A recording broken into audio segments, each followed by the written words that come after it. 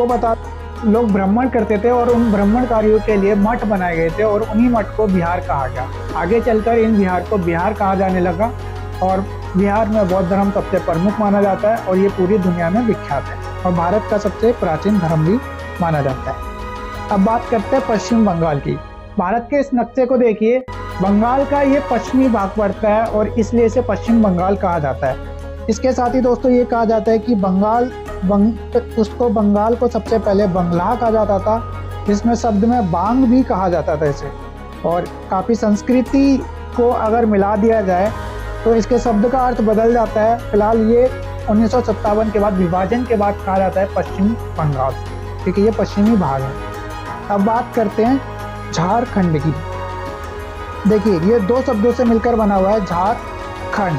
झार का अर्थ होता है जंगल, यानी ये एक ऐसा स्थल है जहाँ पर जंगल, वन, पेड़ पौधे ज़्यादा पाए जाते हैं, इसलिए इसका नाम पड़ गया झारखंड। इसके बाद बात करते हैं दोस्तों ओडिशा की। ओडिशा नाम की उत्पत्ति ओड्रा नामक शब्द से हुई है। यहाँ पर सबसे प्रमुख निवासी जो जनसंख्या है ओड्रा नाम की है। ओड्रा नाम की जनजाति यहाँ पर सबसे प्रमुख मानी जाती है, सबसे ज़्यादा संख्या में पाई जाती है और इन्हीं की जनजाति के नाम पर इस राज्य का नाम ओडिशा रखा गया है। इसके बाद बात करते हैं छत्तीसगढ़ की। छत्तीसगढ़ के नाम के पीछे इतिहास तो विख्यात नहीं है दोस्तों, लेकिन ऐसा कहा जाता है कि छत्तीसगढ़ एक ऐसा राज्य है जहाँ पर 36 किले हैं और इन्हीं 36 किलों की वजह से इसका नाम छत्तीसगढ़ रख दिया गया। अब इसके बाद बात करते हैं मध्य प्रदेश की। देखिए भारत के इस नक्शे को देखोगे तो जो मध्य प्रदेश एक ऐसी जगह है जो भारत के मध्य में पड़ता है।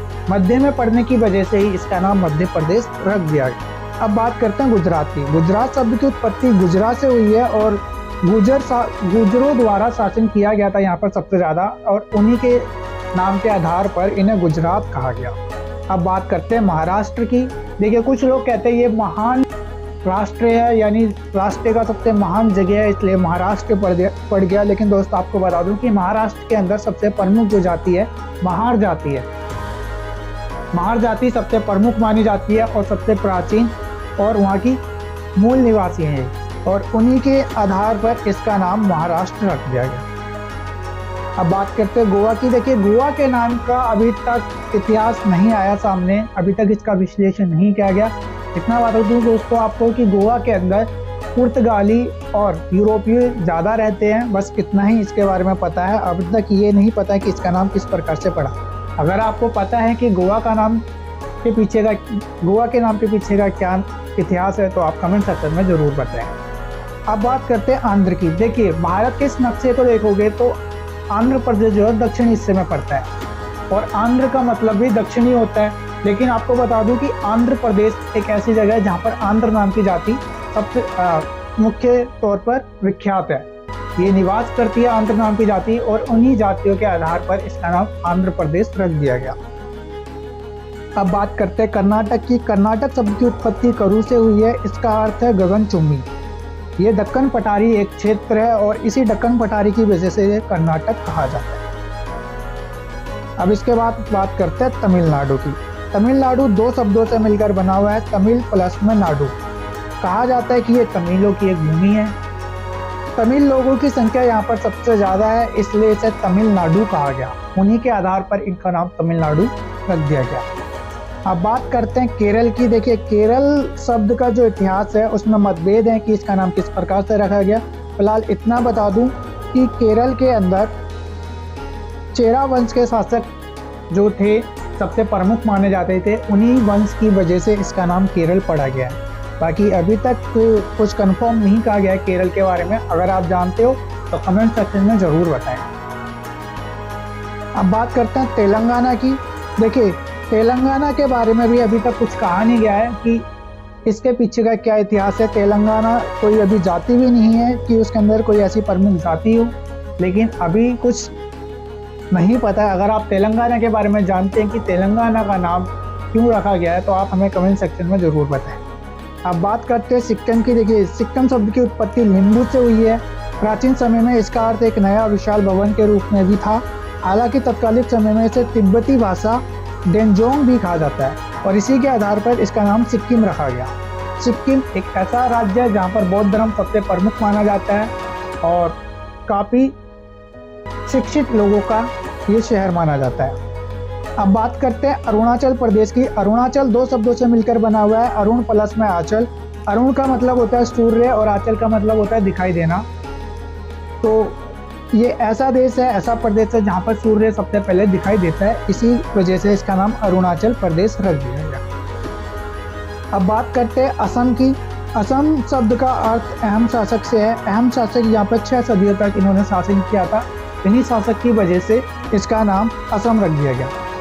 अब बात करते हैं दोस्तों मेघालय के बारे में। मेघालय नाम से ही आपको पता है कि इसका नाम किस प्रकार से रखा गया होगा। मेघ प्लस में आलय, 2 शब्दों से मिलकर बना है। मेघ का मतलब होता है बादल और आलय का मतलब होता है घर, यानी बादलों का घर। मेघालय को बादलों का घर भी कहा जाता है और इसी के नाम के आधार पर इसका नाम मेघालय रख दिया गया। अब बात करते हैं मणिपुर। कहा जाता है यहाँ पर मणि की संख्या सबसे ज़्यादा पाई जाती है और इसलिए इसका नाम मणिपुर रखा गया। अभी तक कोई विश्लेषण नहीं किया गया है। अगर आपको पता है कि इस मणिपुर का नाम क्यों ज़्यादा विख्यात है और किस वजह से रखा गया है तो कमेंट सेक्शन में ज़रूर बताएं। अब बात करते हैं मिजोरम की। देखिए मिजोरम के बारे में कहा जाता है कि ये मिजोरम में मी का अर्थ होता है लोग और जो का अर्थ होता है पहाड़ी। ये पहाड़ी इलाका है, पहाड़ी क्षेत्र है, इसलिए इसे मिजोरम कहा जाता है और इसी वजह से इसका नाम मिजोरम रख दिया गया। अब बात करते हैं नागालैंड की। देखिए नागालैंड में नागा की उत्पत्ति एक बर्मा शब्द नाका से हुई है और नाका अर्थ लोगों से है। यहाँ की सबसे प्रमुख जनजाति मानी जाती है और इनके कान छिदे होते हैं। आपको बता दूँ एक विशेष प्रकार की प्रजाति है, लोगों की प्रजाति है, कोई जानवरों की नहीं है, ये ध्यान रखना दोस्तों। ये एक विशेष प्रकार के लोगों की प्रजाति है जिनके कान भी छिदे होते हैं और इन्हीं के आधार पर इनका नाम नागालैंड रख दिया गया। आप सिंपल समझ लीजिए कि नागा नाम की प्रजाति यहाँ पे सबसे ज़्यादा रहती है और उन्हीं के नाम के आधार पर नागालैंड रख दिया गया। अब बात करते हैं त्रिपुरा की। त्रिपुरा की उत्पत्ति देखिए शब्द जो है तुई पारा से मानी जाती है, जिसमें तुई का अर्थ होता है पानी और पारा का अर्थ होता है नज़दीकी और इसी हिसाब से इसका नाम त्रिपुरा रख दिया गया। तो दोस्तों इस वीडियो में इतना ही। उम्मीद है ये जानकारी आपको पसंद आई हो। ऐसी ही वीडियो देखने के लिए आप हमारे चैनल को सब्सक्राइब करें, वीडियो को लाइक करें। मिलते हैं अगली वीडियो में, तब तक के लिए नमस्कार, धन्यवाद।